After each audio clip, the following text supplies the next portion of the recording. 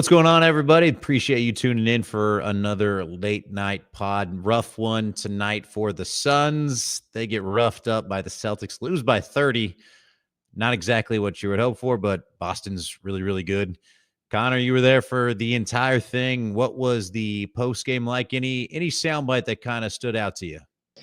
Yeah, I mean, locker room was definitely kind of rough, but I'll say it wasn't as rough as some of the losses that they've had a lot this last season. Especially they're coming off a pretty good win streak, and you walk into the building against the defending champions, and you kind of take a loss with a grain of salt because they're really that good, and it was evident. I'll tell you what, Celtics were probably the best team that I've seen here all season.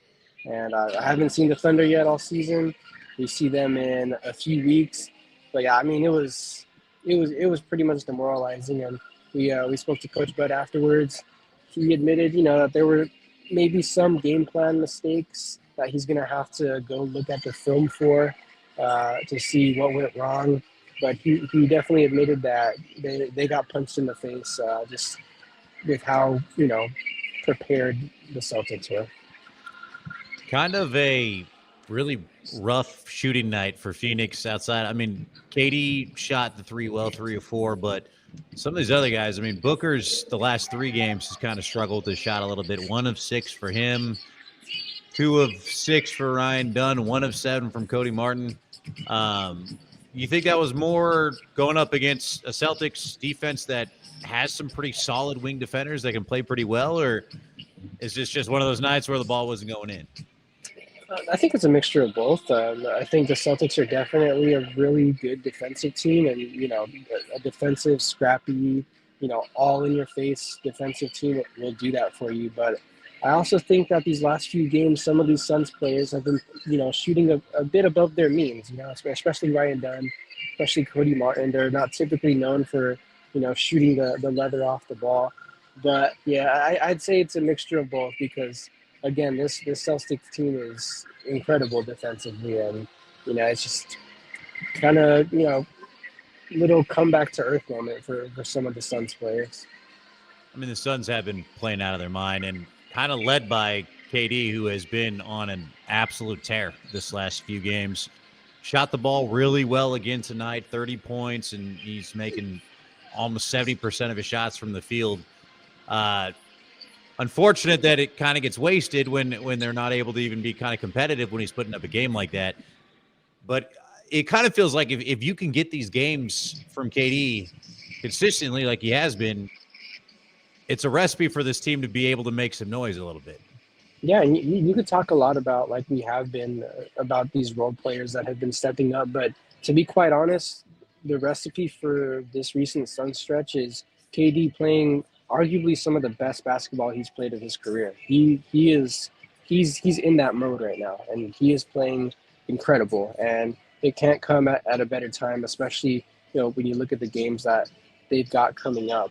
But yeah, KD is shooting really well. He is being incredibly decisive. His approach is next to perfect. He's playing some really good basketball recently. The other side of that, like I kind of mentioned, it's been a bit of a struggle here for Booker the last 3 games. He hasn't gotten over 20 the last 3 times out. And I mean, tonight was low teens and not a good 3-point percentage, not a good field goal percentage. I'm curious your thoughts on this. We talked a little bit about kind of the change in the rotation. They kind of now have him a lot more on ball, to Tyus Jones kind of to the bench in a lot of ways. And he's still producing assists, third straight game, double digits. And if you look at the game log since they've done that, he really distributes the ball really well, but it's taxing if you're going to also run the offense and then also be asked to score. Is there something to that? Am I looking too much into this about is his offensive struggles, you think, in part because now he's asked to also kind of facilitate and run the offense, or is that just me, reading the tea leaves a little bit too much right there? No, I think it definitely plays a part, but I mean, let's get this straight. It hasn't been a good shooting season for Book. Like he's kind of struggled this entire season in regards to shooting efficiencies and whatnot. And recently he's really had an uptick in his playmaking and in his usage as a primary ball handler. So, of course, if you're going to be playing, pure point guard, you're not going to be looking for your shots as much as you usually are. I also think it's just a matter of, like we talked about, KD is just he's being that guy right now, and Book is more than comfortable with stepping aside and feeding him. He had 5 assists in the first quarter. Obviously, that first quarter was the most competitive quarter of the game, but yeah, it's. I mean, I don't think we should be worrying too much about Book just because it's been an ongoing thing all season. But it's like you said, under 20 points the last three. It's kind of starting to get concerning, especially when you're not going to get much out of anyone that's not named Kevin Durant. Yeah, and obviously still waiting on Beal to kind of roll back in and trying to figure out what that looks like in the rotations once Bradley is healthy again. We got less than 10 games left in the regular season, and there's only a half a game separating Sacramento, the Suns, and the Mavericks, who, boy, they won't go away. It doesn't make sense. I don't know why, but one of these teams is either going to successfully find themselves out of the playoffs if that's what they're looking for. I mean, I don't know what the management's kind of quite wanting, but what's your gut feeling right now? Sacramento's lost 4 straight. They look really rough. Dallas is on fumes, and we still have this gauntlet of a stretch here for the Suns. Like I feel like I could get convinced any one of these 3 teams would be the odd man out, but I'm curious what your thoughts are. Yeah, that's a perfectly, realistic assumption because the Suns of those 3 teams have the hardest schedule remaining.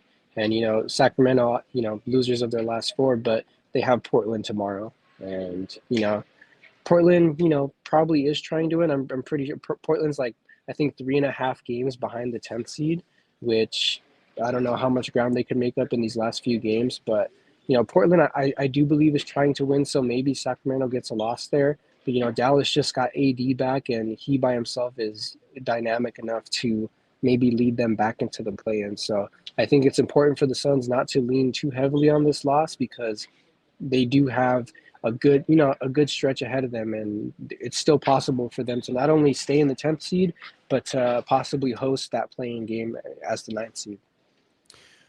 Well, the Suns wrap up this homestand, and I think if you had asked them would they take 4 out of 5 at home, they would have signed that in an absolute heartbeat. And now they're going to really have a shot. But you mentioned, I mean, got to go on the road now, and it's not going to get any easier. Got at Minnesota. You come back for a quick one against Houston, who's still, the number 2 team. They're high up there in the West.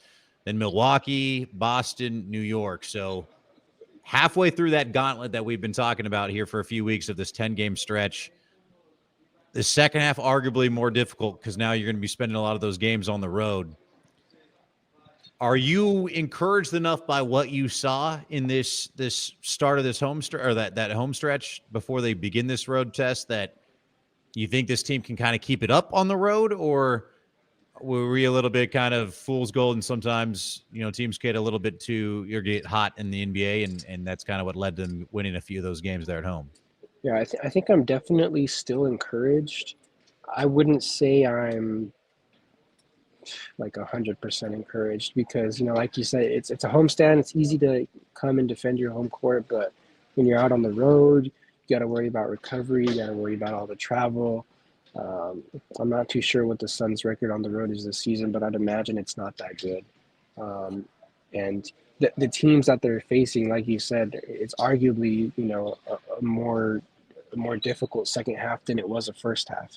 And at Minnesota always gets up for Phoenix, always. And then you've got Milwaukee. Milwaukee lost the first game of this stretch, and they're going to game plan to win the second one despite Damian Lillard being out. And Oklahoma City, obviously, you don't expect the Suns to win that one at all. Houston has been a tough matchup for Phoenix all season, so I don't know. It's going to be difficult to foresee them, winning another game. I think they could win maybe 1, maybe 2. I think if you lose out, you might not even be looking at a play-in spot anymore. Yeah, the Milwaukee one becomes interesting with Lillard out, and Giannis didn't play for them tonight in their loss.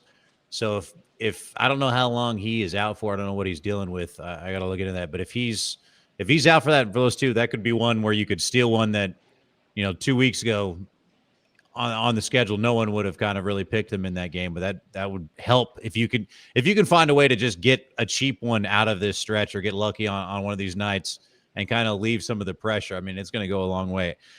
So 9 games left for them. Do they got to find 4 wins? You think 5 wins to get in? What do you think the number is of what they have to do in order to get that one of those 2 last spots? I think you should aim for 4, and I feel like if you win 5, you're comfortably still in the play-in. I do think the Sacramento and San Antonio games at the end of the season are going to be huge games because Sacramento and against Phoenix is the last game of the season. That could have super high stakes, especially if you foresee the Mavericks putting together a stretch that puts them at the 9th seed, and then you have Phoenix and Sacramento battling for that last spot in the play-in. I do think those last 2 games, like I said, against San Antonio and Sacramento, are going to be some, you could say surefire wins. So that's 2, and all you have to do is just steal 2 more. You mentioned Milwaukee. I think the only other one that you're going to be able to realistically steal might be Minnesota, but even then, they've been putting together a good stretch of basketball recently. So it's definitely going to be difficult, and I do think that you should aim for 4 wins, and if you win 5, you'll be in.